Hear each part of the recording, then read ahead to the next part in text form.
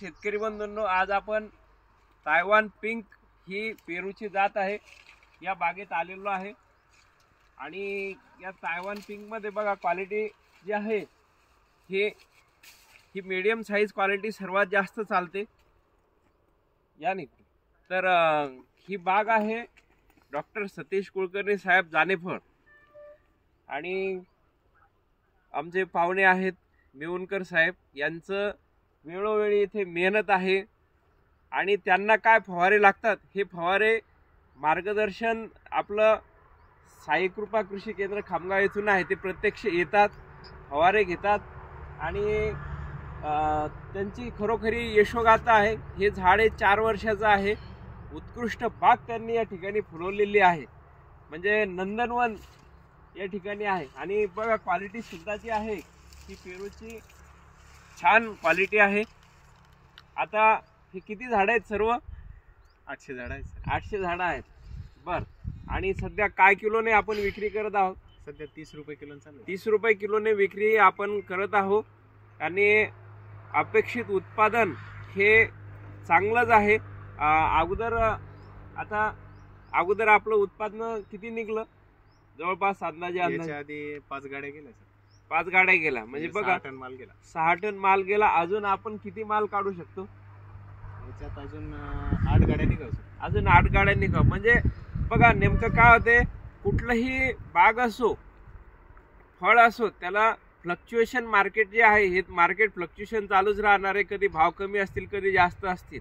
उत्पन्न त्यांनी उत्पादन चांगलं काढलं, हे बघा फोम लावलेले आहेत आणि माल भरपूर लागलेला आहे, उत्कृष्ट फळबाग आहे। तर पेरूचं नियोजन त्यांनी हे सर्व साई कृपा कृषी केंद्र यांच्या माध्यमातून केलेलं आहे आणि येणाऱ्या वर्षात म्हणजे यावर्षी जे काही ड्रॉबॅक्स होते ते भरून काढून येणाऱ्या वर्षात यापेक्षा अजून एक्सपोर्ट क्वालिटी आपण तयार करूया। म्हणून शेतकरी बंधूंनो, फळबागेचं नियोजन करताना आपण कमी फळबाग असेल तरी चालेल पण क्वालिटी एक्सपोर्ट तयार करा। आता हे खूप चांगले झाडं झालेले डेव्हलप झालेले आहेत।